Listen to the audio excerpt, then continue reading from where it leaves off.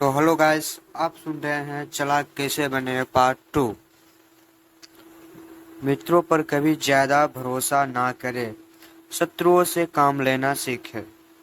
इस पे आप विचार कर सकते हैं। मित्रों से सावधान रहें। मित्र बहुत जल्दी से ईर्ष्या करने लगते हैं, इसलिए वे आपको बहुत जल्दी धोखा भी देंगे। मित्र भविष्य में कष्ट का कारण बन सकते हैं। इसके बजाय अगर आप किसी पुराने शत्रु को काम पर रखेंगे तो वह मित्र से ज्यादा वफादार होगा, क्योंकि उसे बहुत कुछ साबित करना है। दरअसल आपको शत्रुओं से नहीं बल्कि मित्रों से डरना चाहिए। अगर आपका कोई शत्रु नहीं है तो शत्रु बनाने का तरीका खोजें। यह स्वाभाविक है कि जरूरत पड़ने पर हम अपने मित्रों को काम पर रखना चाहते हैं। यह दुनिया का नियम है और आप अपने मित्रों की नियमता को कम करते हैं। इसके अलावा आप उन्हें अच्छी तरह जानते भी हैं। मित्र के होते हुए किसी अजनबी पर निर्भर क्यों रहे। दिक्कत की बात यह है कि अक्सर आप जानते हैं मित्रों को उतनी अच्छी तरह से नहीं जानते हैं जितना आपको लगता है। मित्र अक्सर बहस टालने के लिए हाँ में हाँ मिला देते हैं, आपको कष्ट न पहुंचे इसलिए। वे अपने अप्रिय गुण को छुपा लेते हैं। आप जब मजाक करते हैं तो थोड़ा ज्यादा हंसते हैं, क्योंकि ईमानदारी और सच्चाई से मित्रता की नींव मजबूत नहीं होती है। इसलिए वास्तव में आपको यह पता ही नहीं होता कि आपके बारे में आपके मित्र की असली भावनाएं क्या है।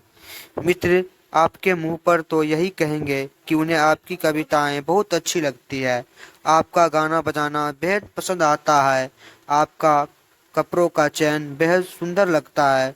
हो सकता है वो सचमुच आपकी तारीफ कर रहे हो, लेकिन प्रायः ऐसा नहीं होता है। इसके लिए हम आपको एक कहानी सुनाते हैं जिससे आपको पता चल जाएगा। एक कहानी है। सम्राट हिरोइक को एक बार उनके एक शत्रु ने बताया कि उसके मुंह से बदबू आती है।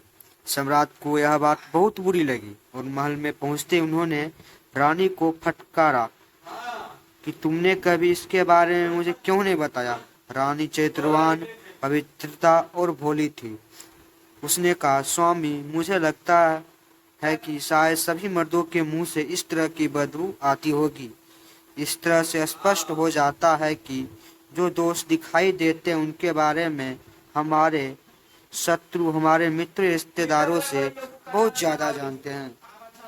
जब आप अपने किसी मित्र को नौकरी पर रखने का निर्णय लेते हैं तो आपके सामने वे गुण धीरे धीरे सामने आता है।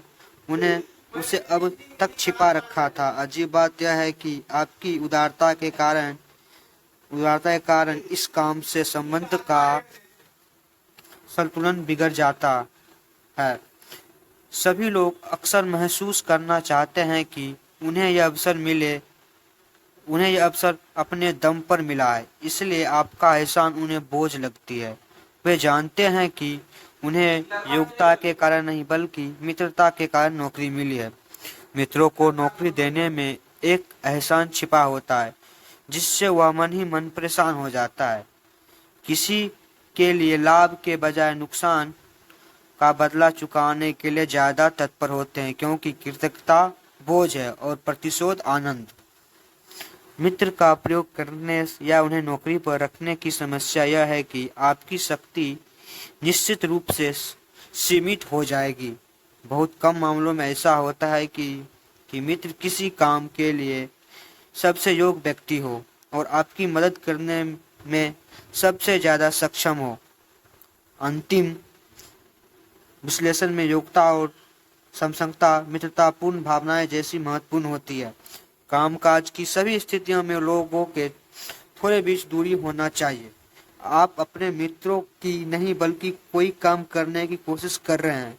मित्र चाहे सच्ची हो या झूठी, इस तथ्य को ढक लेती है। शक्ति की कुंजी यह है कि आप में यह मूल्यांकन करने की क्षमता होनी चाहिए कि आपको सबसे ज्यादा फायदा कौन पहुंचा सकता है। दूसरी ओर आपके शत्रु सोने की जैसी अनछुई खान है, जिसे दोहना करना आपको सीखना चाहिए।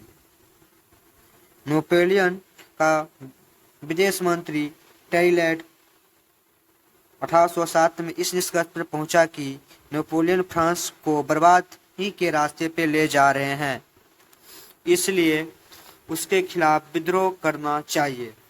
टैरीलैंड सम्राट के खिलाफ षड्यंत्र करने के खतरे को अच्छी तरह जानता था।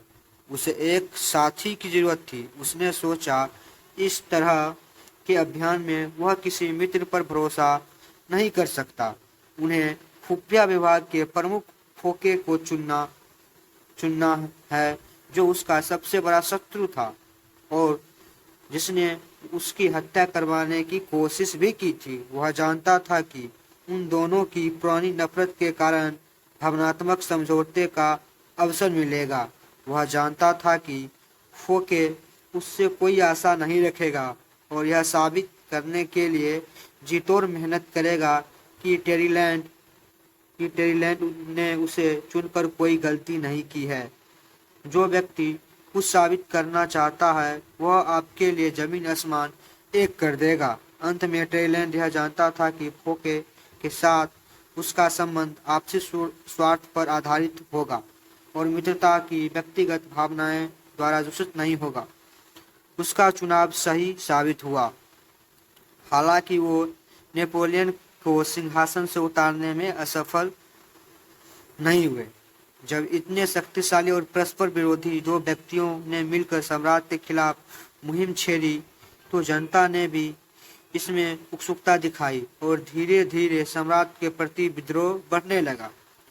टैरीलैंड और फोके के बीच सुखद कार्यकारी संबंध बने रहे।